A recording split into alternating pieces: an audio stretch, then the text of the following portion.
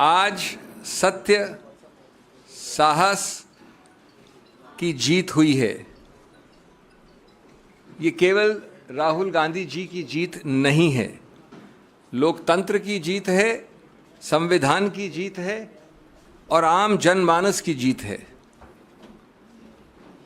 हम आशा करते हैं अब कि भाजपा अपने एक विशेष विभाग जो है, जो कई खेल खेलता है, चालबाजी के और अन्य खेल, उस विभाग पे ताला लगाएगी। वो जो चीज़ें करते हैं जिससे विपक्ष के नेताओं को अनर्गल रूप से निशाना बनाया जाता है, उसको अब कुछ हद तक कम से कम थामेगी, अगर पूरी तरह से रोकती नहीं भी है तो। हम अब संसद में उत्सुकता से जनता से जुड़े मुद्दों पर श्री राहुल गांधी को और श्री राहुल गांधी की बुलंद आवाज़ सुनने के लिए तैयार हैं, उत्सुक हैं और मोदी सरकार को बुनियादी मुद्दों पे जवाबदेही बनाना, ये आप फिर से देखेंगे संसद के अंदर। संसद के बाहर तो ये प्रक्रिया चली रही थी। तो जैसा कि लोग कह रहे हैं, फिर से चलेगी सवालों की आंधी जब संसद में लौटेंगे Rahul Gandhi. Friends, I am going to use words of studied moderation when I come to the actual issues. And since I have argued this matter, I am going to really summarize the 6, 7, 8 major issues on the merits for you without really expressing any opinion. But before that, I have to say what I have said partly in Hindi, that this entire country has heard, seen Rahul Gandhi in action, in and outside of Parliament.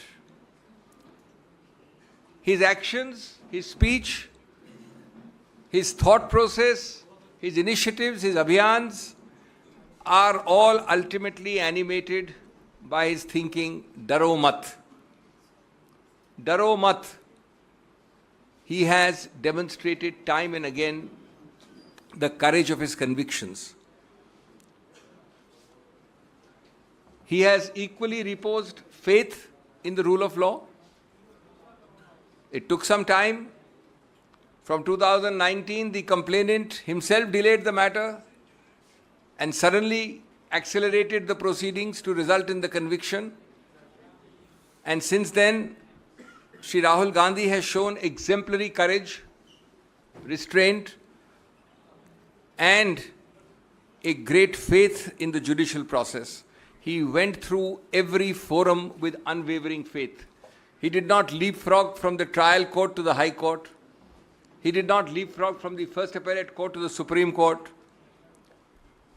And I think his faith in the system, in the judicial process, is seen for you today. Our fight, Rahul Gandhi ji's fight, has also demonstrated the integrity and the importance of that integrity in our institutions. It is always the task for each of us, opposition and others, and in particular it's a task Rahul Gandhi has taken upon himself, to maintain to the extent possible the purity and integrity of these institutions, to be able to enforce law without fear or favor, to be able to work without political interference. This entire incident has demonstrated the vital importance of an opposition which will not be backing down. That has been Rahul Gandhi's calling card, don't back down. This has also demonstrated how the opposition, and principal voice amongst them in many ways has been Rahul Gandhi's, doesn't yield on vital issues like unemployment, economic stagnation, farmers' issues, etc. Now friends, चूंकि जैसा मैंने कहा, मैंने इसकी दलील की थी उच्च न्यायालय में और उच्चतम न्यायालय में, तो मैं कोई ज़्यादा वैल्यू जजमेंट बिना दिए आपको संक्षिप्त में बताना चाहता हूँ कि कितना अजीबोगरीब ये संदर्भ था, जिसमें एक 100 वर्ष से ज़्यादा, 125 वर्ष से ज़्यादा पुरानी राजनीतिक पार्टी के पूर्व अध्यक्ष को दुनिया के सबसे बड़े गणतंत्र से एक प्रकार से इफेक्टिवली जब तक कि वो कन्विक्शन एक्विटल न बने निष्कासित कर दिया था राजनीतिक जीवन से, जहाँ तक संसद का राजनीतिक जीवन का सवाल है। और मैं उसी रूप में आपके सामने वो 6-7 मुद्दे संक्षिप्त में बिंदु के हिसाब से वर्णित करूँगा, जिसके आधार पर आज दलील हुई और जिसके आधार पर हम समझते हैं कि कानून में माकूल स्टे ऑफ कन्विक्शन मिला। नंबर 1, आज तक आप लोगों ने नहीं देखा होगा, लिखित है, जिन लोगों को इंटरेस्ट है वो पृष्ठ 326 में देख सकते हैं, कि लोग कहते हैं कि साहब ये समुदाय जिसका पूरे समुदाय का मानहानि अपमान हुआ है वो 13 करोड़ का समुदाय है। और उस 13 करोड़ में दूसरा वाक्य कहता है कि कम से कम 10 कास्ट और सब कास्ट हैं, उसकी सूची दे रखी है। और तीसरा वाक्य कहता है कि ये सब कास्ट और सब कास्ट समान नहीं है। लेकिन चौथे वाक्य में कहते हैं कि जब माननीय राहुल गांधी ने ये वाक्य बोला तो ये पूरा 13 करोड़ का समुदाय, उसका कोई भी व्यक्ति उठकर ऐसी याचिका डाल सकता है। ये पहला, और ये उस कानून, उस सिद्धांत के विरुद्ध है दोस्तों, जिसमें लिखा गया है बार बार, एक केस का नाम है सुब्रमण्यम स्वामी, दूसरे केस का नाम है नरसिम्हन, कि आप ऐसी मानहानि की याचिका सिर्फ एक identified, frozen, limited, circumscribed class, एक ऐसा वर्ग जिसको आप परिभाषित कर सकें, उसके विरुद्ध वही वर्ग उठ सकता है। दैट इज, हमने पहला मुद्दा उठाया। दूसरा मुद्दा, माननीय उच्च न्यायालय ने एक बड़ा अजीबोगरीब वाक्य दिया है, पूरा एक पैराग्राफ इसके ऊपर लिखा है, जो ये दोनों चीज़ें आज तक नहीं हुई, 13 करोड़ वाली भी और जो अब मैं बोलने जा रहा हूँ। कहा है कि भाई ये मॉरल टर्पिट्यूड भी है, अत्यंत गंभीर है, अत्यंत भर्त्सना योग्य ऑफेंस है। तो मैंने विनम्रता से कहा उच्चतम न्यायालय को कि माननीय न्यायाधीश साहब, आज तक हमने ये नहीं सुना कि जिस ऑफेंस का सबसे ज़्यादा मैक्सिमम पनिशमेंट 2 वर्ष हो, उसको मॉरल टर्पिट्यूड भी कह दो और गंभीर भी कह दो और भर्त्सना योग्य भी कह दो। फिर हमने बताया कि इस पूरे आईपीसी में, जिसमें के सैकड़ों ऑफेंसेस हैं, उनमें 22 ऐसे प्रावधान हैं, जिसमें सिर्फ 22 जिसमें सिंपल इम्प्रिजनमेंट है। उन 22 में से एक है ये प्रावधान मानहानि वाला। तो विधायिका ने तो कभी समझा नहीं इसको इतना गंभीर। आप जो याचक हैं, कंप्लेनेंट है, उन्होंने बहुत ज़्यादा गंभीर बोल दिया और उसके ऊपर उच्च न्यायालय ने लिख दिया। तीसरा, ये बेलेबल है। बेलेबल का मतलब ये नहीं होता कि बेल मिल जाए, बेल मतलब होता है कि बिना कोर्ट जाए आपको पुलिस बेल दे सकती है। ये सिर्फ कम जघन्य अपराधों के लिए ऐसा प्रावधान होता है। नंबर 4, नॉन कॉग्निजेबल है। जैसा आप जानते हैं कि थोड़ा भी ज़्यादा अगर गंभीर या जघन्य अपराध है तो पुलिस अफसर बिना वारंट के आपको गिरफ्तार कर सकता है। नॉन कॉग्निजेबल मतलब होता है वो अपराध जो कम जघन्य हैं, कम गंभीर हैं, उसमें आपको वारंट चाहिए, आप जाके किसी को पकड़ नहीं सकते। और उसके ऊपर कंपाउंडेबल 2 तरह के होते हैं। एक होता है कि अगर हमारा झगड़ा हुआ तो हमने प्राइवेटली कंपाउंड कर लिया, 2 निजी रूप से इंडिविजुअल ने, स्टेट नहीं आता उसमें कहीं। दूसरा होता है कि आपको स्टेट की अनुमति चाहिए, स्टेट वाले ज़्यादा जघन्य, ज़्यादा गंभीर अपराध होते हैं। तो ये अपराध कंपाउंडेबल है 2 निजी व्यक्ति विशेष के बीच में। तो हमने पूछा कि आज तक कभी नहीं हुआ कि आपने जघन्य भी बोल दिया, भर्त्सना योग्य भी बोल दिया और गंभीर भी बोल दिया, एक ऐसी चीज़ के बारे में जो बेलेबल है, नॉन कॉग्निजेबल है, कंपाउंडेबल है, 2 वर्ष का है, सिंपल इम्प्रिजनमेंट है। तीसरा, 13 करोड़ का समुदाय मानहानि कोई एक व्यक्ति कर सकता है। ये कानून उच्च न्यायालय ने बताया आपको, हमको सिखाया है नया। कोई अमुक व्यक्ति, केरला से कश्मीर, असम से गुजरात, लेकिन साथ साथ ये पूछा आपने, हमारी चार्ट में 13 ऐसे केसेस हैं। ऐसा कैसे हुआ भैया कि सभी के सभी 13 केसेस उस 13 करोड़ के समुदाय में से जो 13 केसेस फाइल हुए वो सभी भाजपा के कार्यकर्ताओं ने किए? ये अजीब सा समुदाय है जिसमें सिर्फ भाजपा के कार्यकर्ता ही जगते हैं कंप्लेनेंट के रूप में। ये हमारा तीसरा बिंदु था। चौथा बिंदु था कि आपने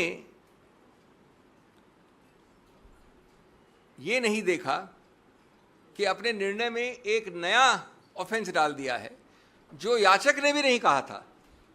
एक प्रावधान है 171 जी रिप्रेजेंटेशन ऑफ पीपल्स एक्ट में, उसमें यह है कि अगर दो कैंडिडेट जो इलेक्शन लड़ रहे हैं वो एक दूसरे को किसी रूप से गंदे शब्दों का इस्तेमाल करते हैं तो ये लिख दिया है माननीय उच्च न्यायालय। लेकिन 171 जी तो न याचक का केस था न हमारा केस था, किसी ने रेज ही नहीं किया था।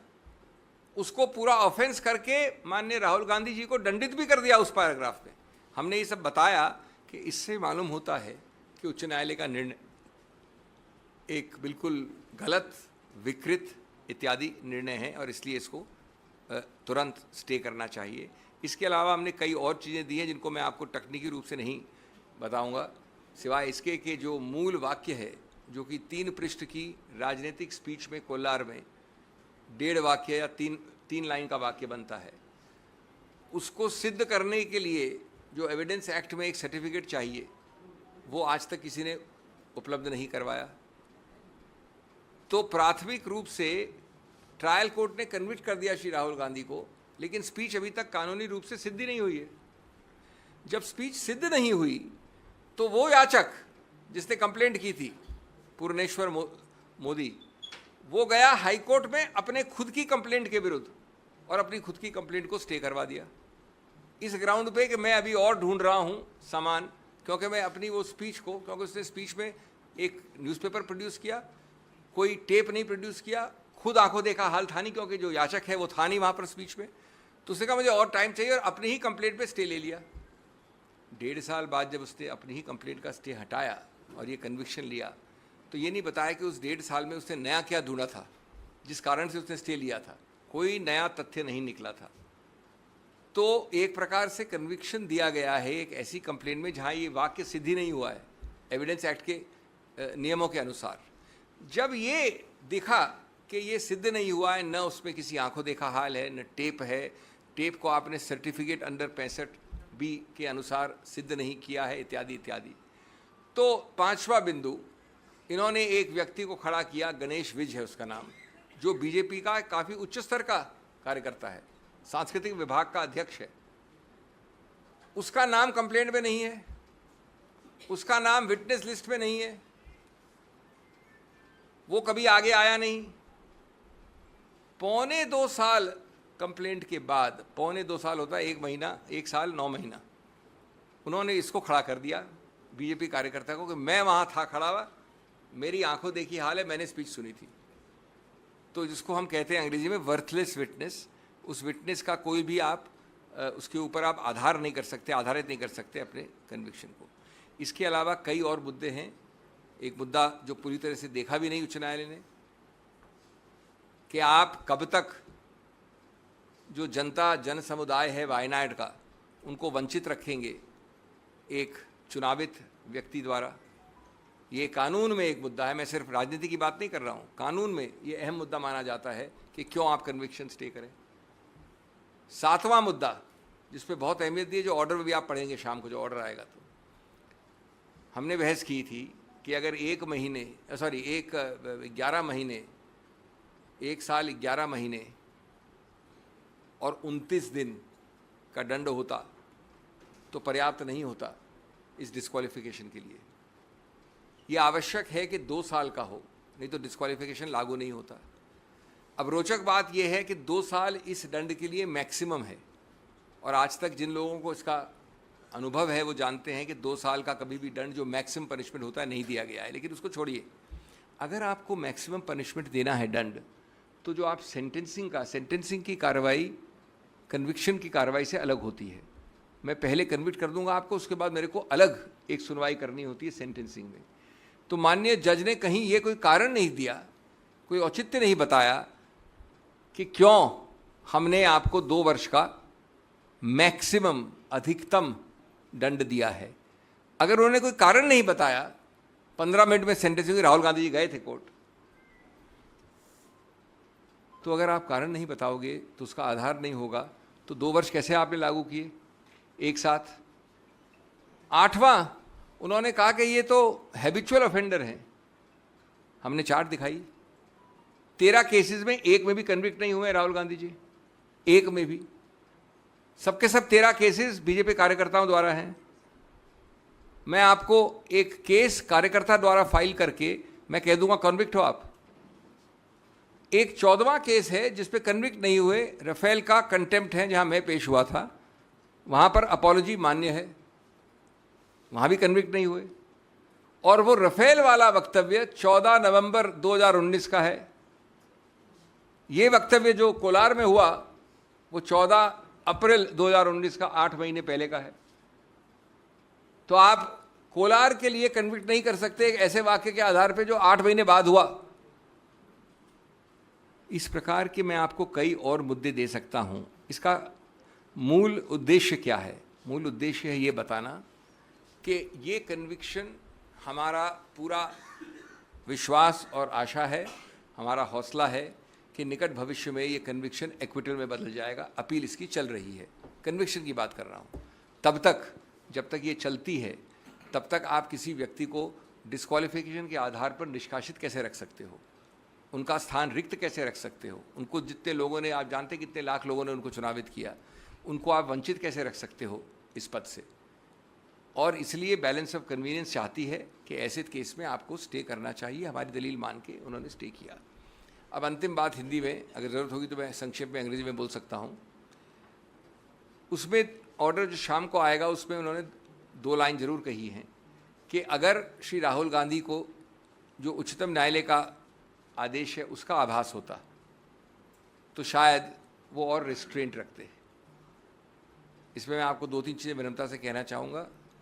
आप मूल मुद्दे की बात करिए, जो कन्विक्शन स्टे है उस पर आप बात नहीं करना चाहते हो, इसलिए आप ये 2 वाक्य को ऐसे पढ़ रहे हो जैसे कि उच्चतम न्यायालय ने कुछ कहा है।